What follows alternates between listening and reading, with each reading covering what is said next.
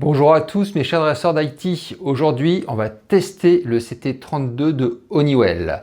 On va voir ensemble ses caractéristiques techniques, ses points forts, ses points faibles, pour qui il est fait, pour qui il n'est pas fait. Bienvenue sur Dalma Décode, la seule chaîne qui parle code à barre, RFID et robotique d'entrepôt. On va commencer par l'aspect extérieur de ce CT32. On va voir ensemble les points positifs et ensuite les points que je trouve un peu dommages. Alors, on a un écran de 6 pouces en Full HD, un poids de 269 grammes, donc pour un terminal durci, c'est pas mal. Ici, comme d'habitude chez Honeywell, le port USB ainsi que les ports Pogo Pin, deux optiques, Short Range, Flex Range, et un look. Alors, personnellement, j'aime bien, je trouve qu'il est très industriel. Là où certaines références vont chercher du col blanc, vont chercher des terminaux qui sont faits pour être vraiment en magasin, là, on a un aspect qui est vraiment fait pour l'industrie, la logistique et le chauffeur-livreur, ce qui est sa cible.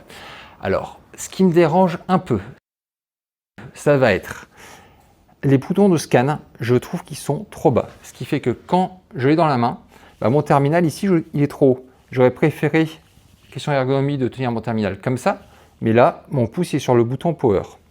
Ensuite, on a la batterie, qui est une batterie à l'ancienne, où j'ai un morceau, et ensuite, pour enlever la batterie, c'est ici, hop là, je l'enlève en deux temps. J'aurais préféré, comme tous les nouveaux terminaux qui sortent, avoir une batterie monobloc. Donc en dessous, on découvre comme d'habitude chez Honeywell la carte SD et la carte 5G si vous avez pris l'option. On va tester l'optique en short range. Donc j'ai pris un code transport qui est relativement dégradé et quels que soient les angles d'attaque, on a quand même quelque chose qui est ultra agressif et on va lire jusqu'à les 80 cm à peu près.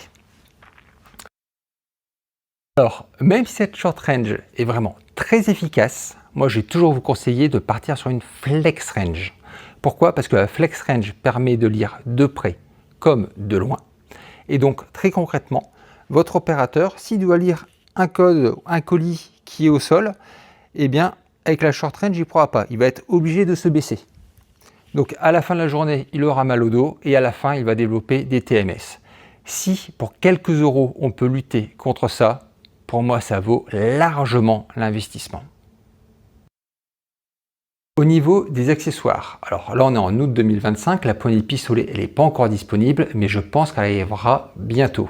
Sinon on a le classique, tout ce qui va être chargeur une position, 4 positions, le chargeur 4 batteries, les coques, les protections écran, les casques et aussi la fameuse station qui permet de transformer un terminal en une sorte de PC. Alors, comme toujours chez Honeywell, faites attention, si vous voulez utiliser une coque, il faut prendre le chargeur qui soit adéquat. Si demain vous passez d'un coquet à un non coquet, il faudra juste changer les petites cups sur le chargeur. Au niveau des caractéristiques techniques de ce CT32, on a un score Antutu de plus de 450 000, ce qui veut dire qu'il va pouvoir faire tourner toutes les applications du marché sans aucune latence.